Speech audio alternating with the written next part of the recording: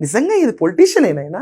నాకు నిజంగా చెప్పండి, ఎవరో ఒకళ్ళు గిల్లి చెప్పాల్సి వస్తుంది అంటే వాళ్ళందరూ పొలిటీషియన్లు, రాజకీయవేత్తలు జనాల్ని పరిపాలిస్తారు అండ్ ఇంత మోకరీ చేస్తూ ఉంటారు ఒక సిచ్యువేషన్ని.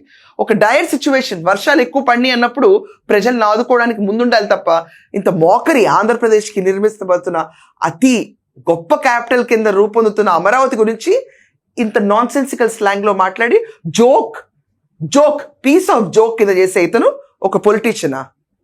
వయసు మీద పడింది, కనీసం పెద్దరికం కూడా ఉండక్కర్లా? సరే, మనకు పొలిటికల్ జ్ఞానం లేదు, వదిలేయండి, క్షమిస్తారు జనాలు. కానీ వయసు జ్ఞానం కూడా ఉండదా? మెచ్యూరిటీ ఏంటి బట్టి ఇలా మాట్లాడితే?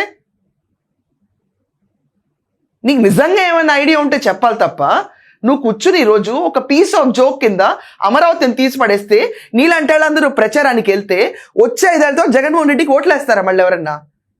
ఇంకెంత అపహాస్యపాలు చేస్తారు మీరు. సచ్ జోకర్, నిజంగా చెప్తున్నా ఇలా మాట్లాడితే. రాష్ట్ర రాజధాని లేకుండా కూర్చుని ఈరోజు కట్టుకుంటున్న ఒక ప్రైడ్ ఆఫ్ ఆంధ్రప్రదేశ్కి నువ్వు కూర్చొని జోక్ చేస్తావా? కట్టు ఎలహంక ప్యాలెస్లో నువ్వు కూడా వెళ్ళి ఒక సముద్రం కట్టుకో. కాలు తవ్వుకుంటావో లేకపోతే ఈతలే కొట్టుకుంటావో ఎక్వేరియమే కట్టుకుని ఏడ్చుకుంటారో వెళ్ళు.